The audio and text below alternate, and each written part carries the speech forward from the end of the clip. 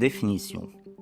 Pour tout réel x positif, on appelle logarithme népérien de x, noté ln de x, l'intégrale entre 1 et x de 1 sur t dt. Notons ici que la variable x est une borne de cette intégrale et non pas la variable d'intégration. La variable d'intégration c'est t, alors que x est l'une des bornes. Domaine de définition. Ln de x est défini pour x strictement positif, d'après la définition. Exemple, si f de x égale ln2 moins x2 plus 4x moins 3, alors f sera défini si et seulement si le polynôme dedans est strictement positif. Donc en faisant un tableau de signes, on trouve que le domaine de f n'est autre que l'intervalle ouvert 1, 3. Dérivée. La dérivée de ln de x est égale à 1 sur x, alors que la dérivée de ln de u égale u' sur u. De même, la dérivée de ln de valeur absolue de x égale 1 sur x, et celle de ln de valeur absolue de u égale u' sur u. Exemple, pour f de x égale x2 moins 3 ln de x, la dérivée f' de x égale 2x moins 3 fois 1 sur x, puisque la dérivée de k fois f de x égale k fois f' de x, et on a appliqué ça alors à la fonction 3 ln de x. Pour f de x égale ln de x3 plus 5, c'est de la forme ln de u. Alors sa dérivée sera donnée par u' sur u. C'est donc 3x2 sur x3 plus 5.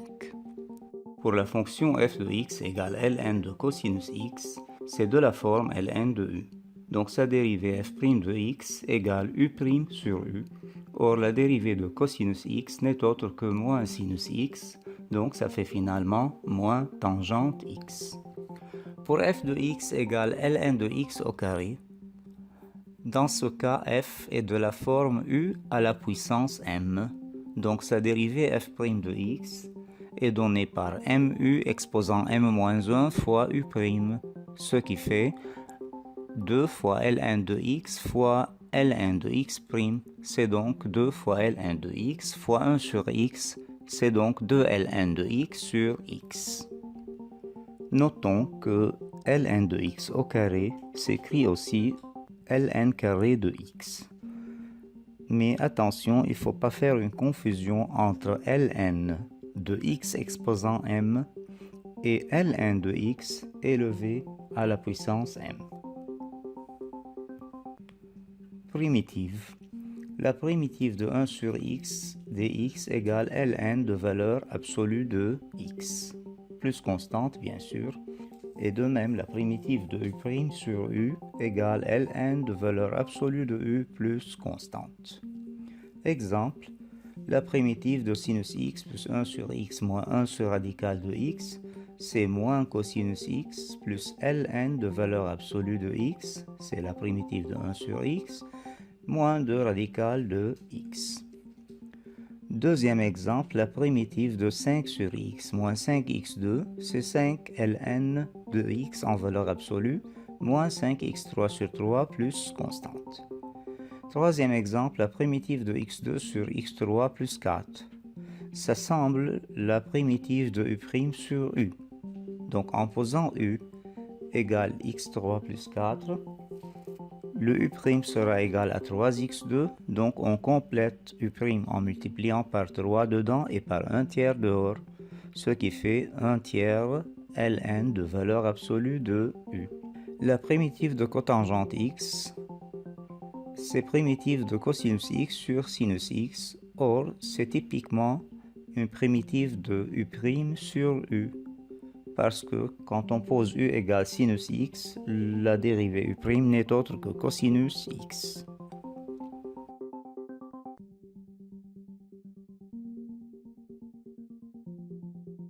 Propriété.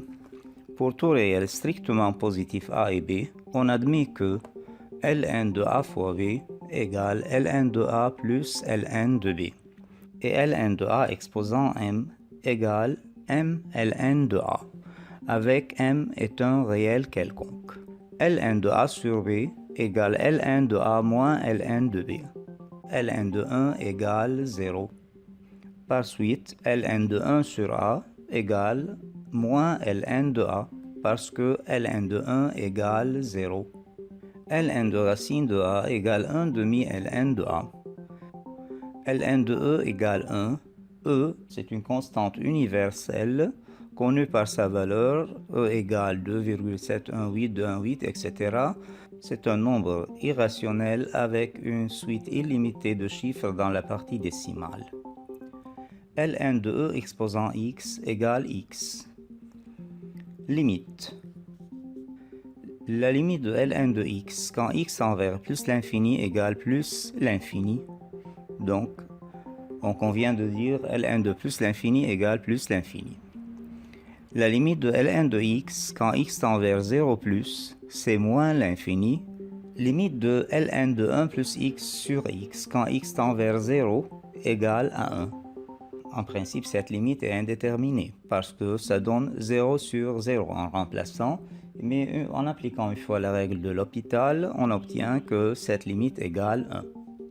Et limite de x Ln de x quand x tend vers 0 plus égale 0 moins. Croissance comparée.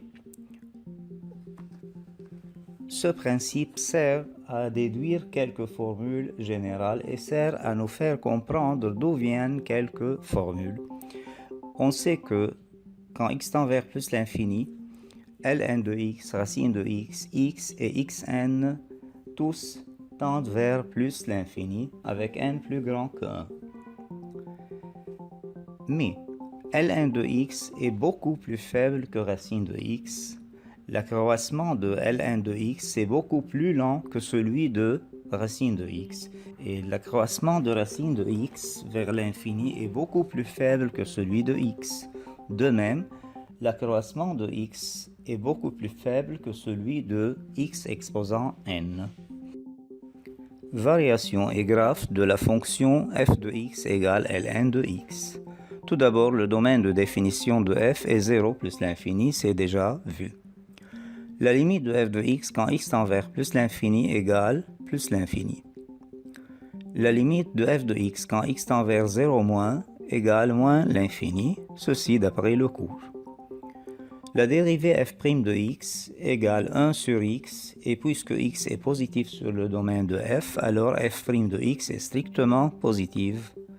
Donc, voici le tableau de variation. F de x est constamment positive, f est strictement croissante de moins l'infini à plus l'infini. Prenons quelques points particuliers, par exemple pour x égale 1, y égale Ln de 1, ça fait 0.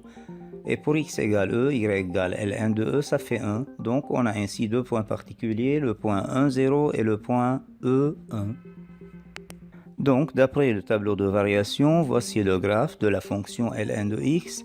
Elle est strictement croissante, elle commence voisine de l'asymptote verticale x égale 0 et croît vers plus l'infini en passant par les points particuliers A, 1, 0 et le point B, E, 1.